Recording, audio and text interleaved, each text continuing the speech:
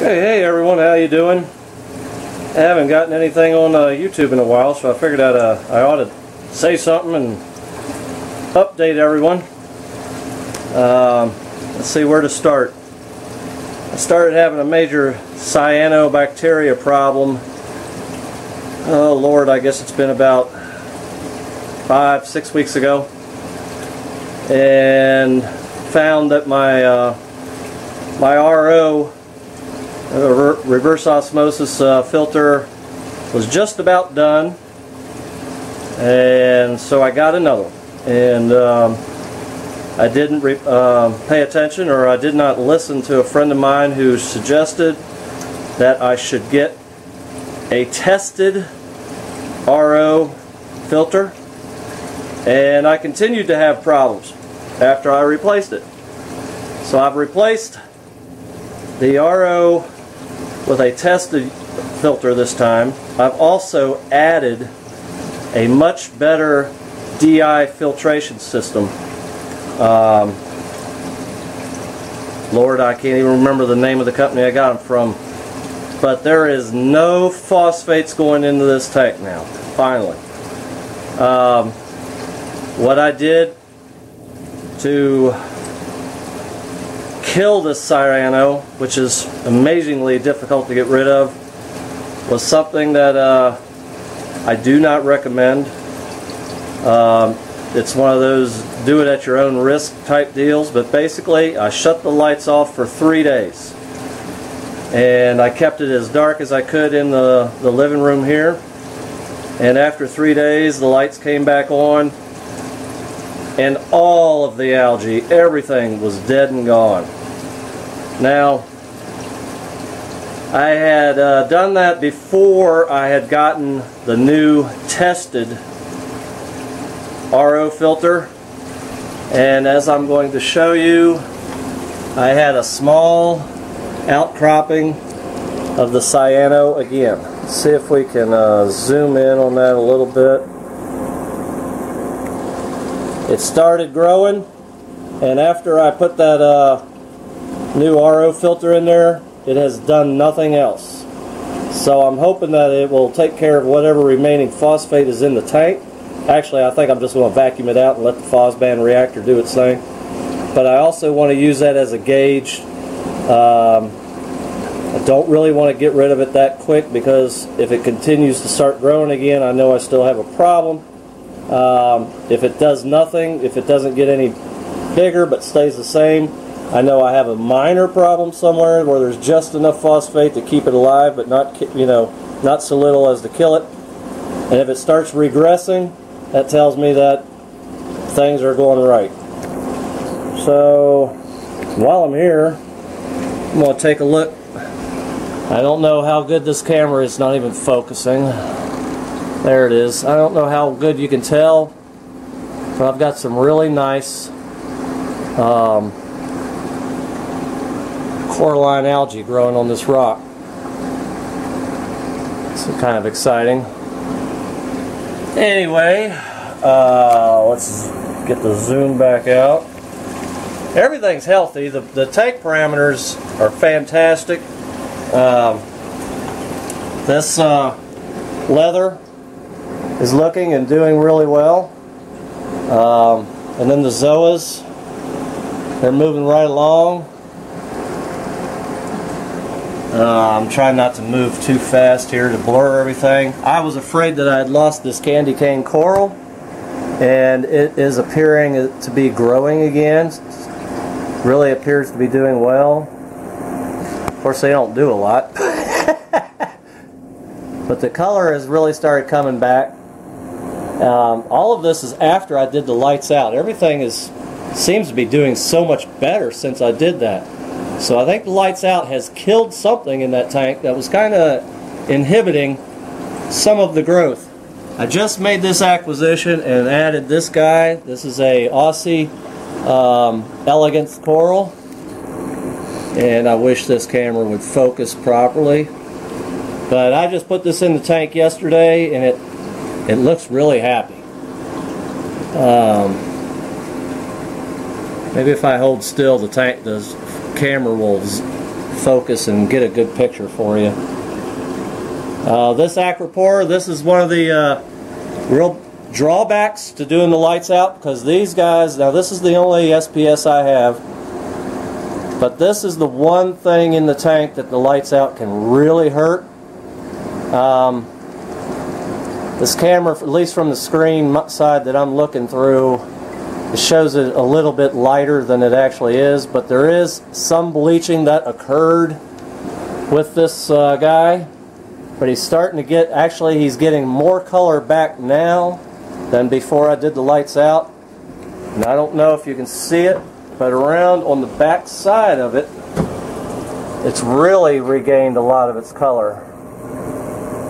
Okay, now if it'll just focus, we'd be alright. So it's looking pretty good.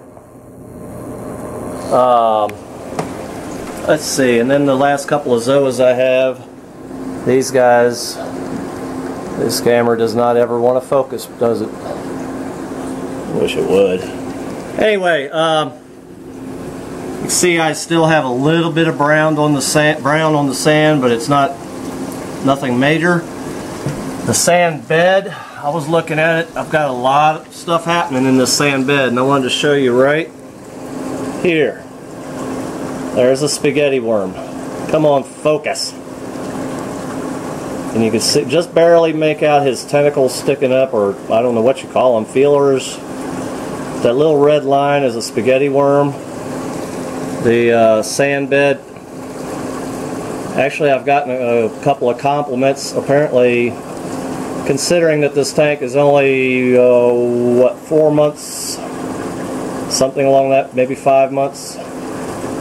There is a lot going on in this deep sand bed. And it's definitely, without a doubt, doing its job. You're probably wondering about this big hump here. These guys, this is, that's Fred. This is Ginger. And I think that they've been trying to nest back there. I don't know, but they've moved a ton of dirt out here. What are you going to do, right? So they really made a raised area. I'm not going to worry about it, you know. Really, what are you going to do? Tell them no, don't do that. So that's what's going on here. Can't think of anything else off the top of my head. Let's see. Let me grab the flashlight. I don't want to open the door and let more light in, because then the color in the camera goes right down the toilet. And the flashlight's about dead. Good deal.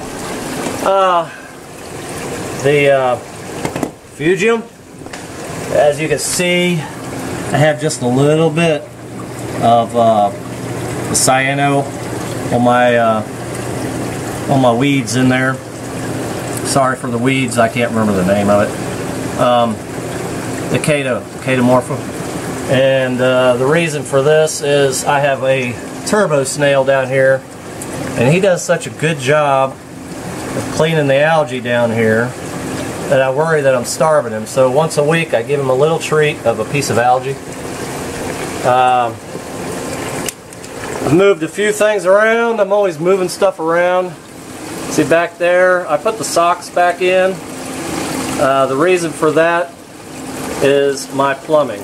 Back to my infamous plumbing. You can't really tell, but the way I did this, it's actually creating micro bubbles, and the socks are actually knocking down most of the micro bubbles, getting all the way back to the tank.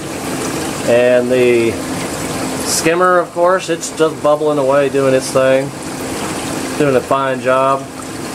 The Aqua Sea, I have no complaints with that. I moved the intake. Oh, that's another thing I think I've mentioned before. I changed my plumbing for my chiller.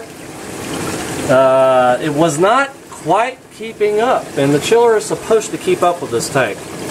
It gives you the option of 1/2 inch, 5/8, or 3/4 inch plumbing, and I went with 5/8.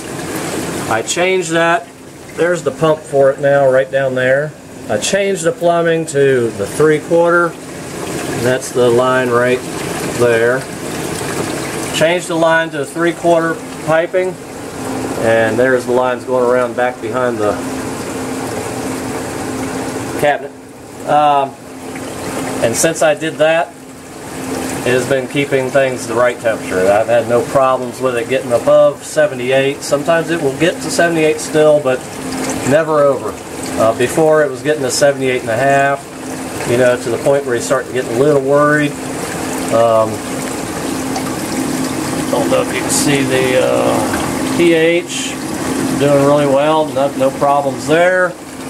This, if you're wondering, is the return for the chiller. That little tube hanging down. Of course, when I stick my hand in there, I block everything. That's the line that comes down from the overflow to keep it primed. This is the return from the phosphate reactor. I've changed from the phosphate to the RoaPhos. I think the RoaPhos probably does a little bit better of a job. I don't know. I'm sure they both do their job. Of course, when you're fighting the cyanobacteria, you want every bit of little help you can. Don't really have much going on in this part right now, although I do need to clean it out some. I've got a little, I had a, what do you call them, one of those mesh bags that I had some phosphate in, and it leaked out. Got through the mesh some, and I need to clean that crap out of there, but no major issues there. Nothing more there to report. Pretty much the same thing going on. Sorry for all the shaking around. These guys are so cool. Whenever on the occasion that I need to stick my arm in there, I've got 2 of these, and they'll come right out and get on my hand and start wanting to clean my hand. Neatest thing in the world. Of course, the clowns, Ginger, she'll eat right out of your hand. I'm sure plenty of people have seen that going on, and all in all, it's looking really well. At least as well as I can expect, I believe. Trying to find, I got some different crabs. I've got the scarlets in there, of course. Of course, they're all hiding right now. But I got some of those orange and black hermits. And they seem to be just as docile and harmless as the, maybe even more so than the scarlets. And I have noticed that they are more likely than anything else to eat on that cyano, which is kind of a nice thing, because nothing will eat it, or nothing wants to eat it. So anyway, that's kind of where we're at. Can't think of anything else going on. Just wanted to give an update, and again, I'm really pleased with this.